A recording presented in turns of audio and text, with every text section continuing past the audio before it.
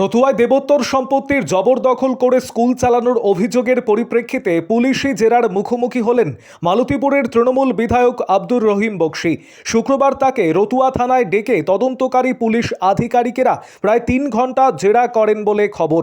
উল্লেখ্য, রতুয়ার রুকুন্দিপুরের চতুর্ভুজা দুর্গা ও শিব ঠাকুর জিউ মন্দিরের সেবায়িত শকুন্তলা ঘোষ সম্প্রতি মালতীপুরের বিধায়কের বিরুদ্ধে দেবোত্তর সম্পত্তি জবরদখলের অভিযোগ দায়ের করেছিলেন। অভিযোগপত্রে তিনি জানিয়েছিলেন, আব্দুর রহিম বক্সী প্রায় 88 শতক দেবোত্তর সম্পত্তি দখল করে নিজের একটি শিক্ষা প্রতিষ্ঠান চালাচ্ছেন। সেই অভিযোগের ভিত্তিতে শুক্রবার রতুয়া থানার পুলিশ আব্দুর রহিম বক্সীকে তলব করে ম্যারাথন জেরা করে। থানা থেকে বেরিয়ে বিধায়ক জানিয়েছেন, এখানে জমি সংক্রান্ত একটি সমস্যা ছিল, তা নিয়ে আজ তাকে থানায় ডেকে জিজ্ঞাসাবাদ করা হয়েছে।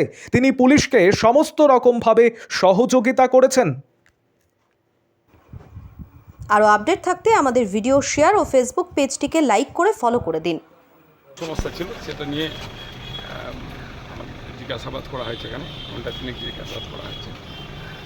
বলছি কি বললেন আপনি? যা আলোচনা ছিল, ওনার যা জিজ্ঞাসা করেছেন তার উত্তর আমি দিয়েছি। কাগজপত্র দিয়েছেন সেই সংক্রান্ত নথি কিছু আনতে দেখতে চেয়েছেন, যা ওখানে যা আলোচনা ওনাদের ছিল, ওনারা যেভাবে আলোচনা করেছেন তার উত্তর যথাযথ দেওয়ার চেষ্টা করেছি। এটা কি দেবোত্তর সংক্রান্ত জমি একটা সমস্যা ছিল জমি সংক্রান্ত, সে সমস্যা নিয়ে আমাকে ডাকা হয়েছিল এখানে। ওনারা জিজ্ঞাসা করেছেন, আমি তার সঠিক উত্তর দেওয়ার চেষ্টা করছি ওনাদের সাথে।